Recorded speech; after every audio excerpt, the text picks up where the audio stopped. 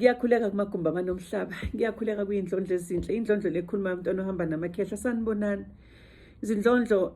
Namhlanje ngicela ukuthi ningilalelisise bakithi, ngoba ngiza nje ngizophinda le ndaba yesibongo ngoba phambilini ngike ngaba nevideo engiyikhiphile ekhuluma ngesibongo, ukuthi isibongo sakho siwumsamu wasekhaya, siwumsamu wakho futhi. Makhosi, ngayichaza lento ukuthi ihamba kanjani indaba yesibongo. Manje ngiyabona ukuthi inkinga iningi bantwana besithunywa abaningi abakalungisa indaba yabo yesibongo, kepha bafisa ukuthi izithunywa zabo ziphakame, bafisa ukuthi izithunywa zabo zibathume la zibathuma khona, bafisa ukuthi kuqhubeke kahle konke, kepha bona abakazazi ukuthi bahamba namapha amakhosi, ngoba phela amakhosi aphethwe isibongo. Isibongo kahle kahle siyinto ongeke wakwazi ukuthi uphile ngaphandle kwayo. Isibongo nje i-identity yakho, awukwazi ukuthi ungayenza ihluke or uthathe enye kwenye indawo. Ufuneka wenze yona le, uthathe yona le onikezwe yona amakhosi.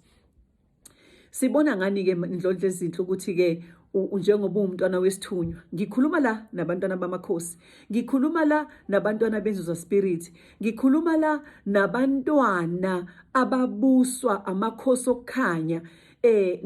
Iwona amakhosi engikhuluma ngawo, ngikhuluma ngamakhosi engikwaziyo ukuthi afuna ini kumuntu wawo, ngikhuluma ngamakhosi engikwaziyo ukuthi asebenza kanjani. Njengoba nje ngilapha nje ngisebenza, ngenza kanjani mina bangitshetha ngenze njani. So-ke ngiyacela ukuthi nilungise indaba yesibongo. Ngiyazi senihambe kakhulu, omunye uthi yena wazalelwe ekhaya, umama wakhe nobaba wakhe beshadile, kodwa esecolile umama wakhe washada wonke, wenza umshado wonke. Mawuthi umama wakho ushadile, asikhulumi ngomshado wasesontweni noma umshado wencwadi yomshado, sikhuluma thina ngomshado wesintu, lo obaliwe ngale ethongweni, lo umama owafike wathi mayingena emzini wathelwa ngenyongo, wase eshada kahle aba kuloyo muzi. Kuyadiphenda ukuthi ungumhlobo bani, ngoba thina amaZulu senza kanjalo. Mangabe kuwukuthi ungeniswe ethongweni, uyaba nje uchitha amacansi, uchitha ingubo, uthelwe ngenyongo, ubike kahle kuthiwa nangumakoti. Uthi-ke lo mama yena-ke wathathwa ngaleyo ndlela, washada uma wakhe ngaleyo ndlela, wasemthola eseshadile. Kodwa uthi mangabe hamba kuthiwa yena uhamba namathonga akhabomama. Bese uyibuza-ke mntana ethonga ukuthi uma ehamba namathonga akhabomama, aseyepha wakhabo baba, ngoba phela kakhabo mama bamkhipha ngey'nkomo impela. Laba bakhabo baba bamkhiphela iy'nkomo, bamshada ngendlela. Bafike futhi wafika abakhabo mama wakhe bamkhipha kahle, waseza la ekhabo baba.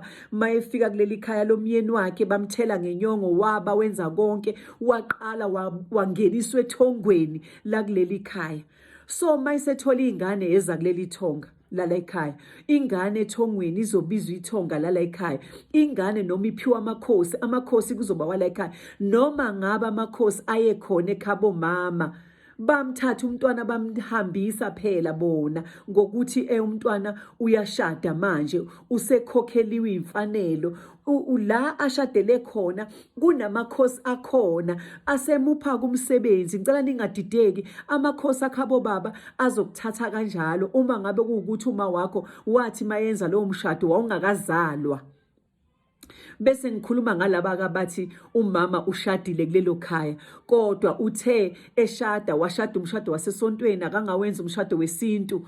Wafike wasithola sonke mhlawumbe sibathathu kuma. Mina-ke ngiyilo afike sengitholile, kodwa ngiyingane kalo baba.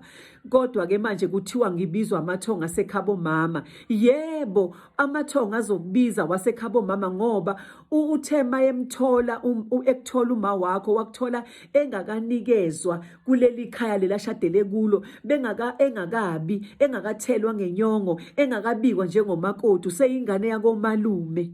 Ningadideki, injalo nje. Bese kuzoba umama wakho okuthole engakashadi, ekutholele ekhaya, uyingane yakomalume.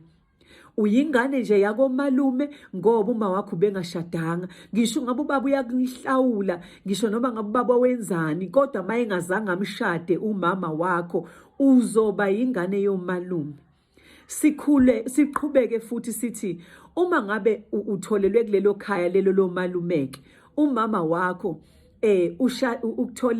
utholwe yena ugogo wakho ke manje, ubeshadile ugogo kuleli khaya, kodwa naye ugogo ngamanje ugogo akakacoli phela, sekufanele acole phela manje usemdala sebezomcolisa, kodwa bambike kahle ethongweni. Uthola ukuthi ke akakakhoni namanje ukuthi bambike ethongweni.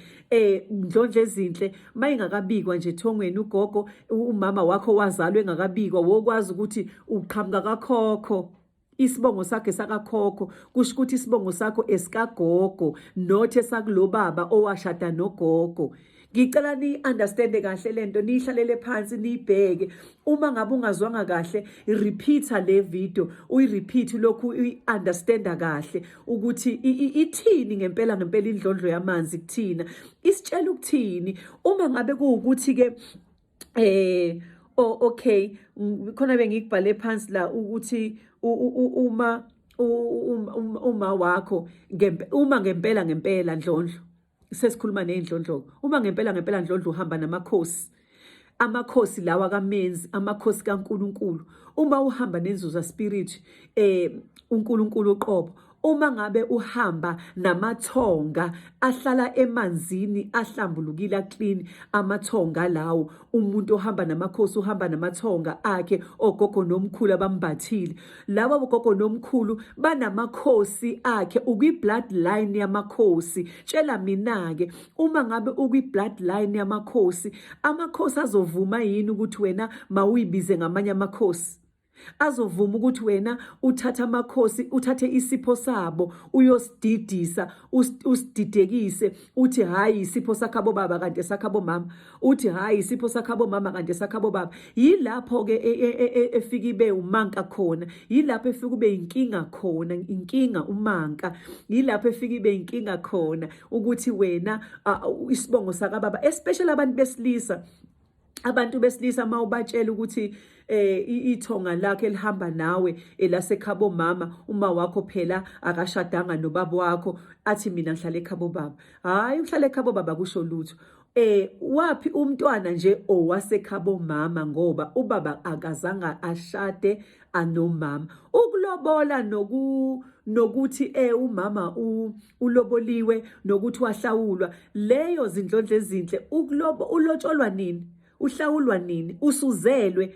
Mina ngikhuluma ngokuthi mawuzalelwe nje ekhabo mama, wazalwa nje ubaba wakhe engakamshada umama, wokwazi ukuthi usekhabo mama, lapho isibongo sakhabo malume, kufuneka wenza imbeleko ke lapho. Nasekhabo mama iyenziwa imbeleko, bantwana bamathonga, iyenziwa imbeleko, iyenziwa ngey'ndlela ezilula zamakhosi. Amakhosi ayakwazi ukukudirecta ndlondlo, uthi ulele ebusuku uthonge bekukhombisa ukuthi yenza ngani imbeleko. Kunomehluko-ke, kukhona ukubika ukuthi mina ngiyazibika ukuthi ngumntwana wala ekhaya, kukhona imbeleko la uyenza khona ngembuzi. Nomntwana ozalelwe ekhabo baba naye uyayenza imbeleko. Imbeleko-ke zindlondlo ezinhle ayihlanganiswe imbuzi eyodwa. Imbuzi eyodwa yenzelwa abantu abawu-5, imbuzi eyodwa yenzela umuntu oyedwa enze imbeleko. Kodwa umntwana wamakhosi uma bekubona ukuthi awunayo imali, ikhona indlela abakukhombisa yona ukuthi yenza ngayo,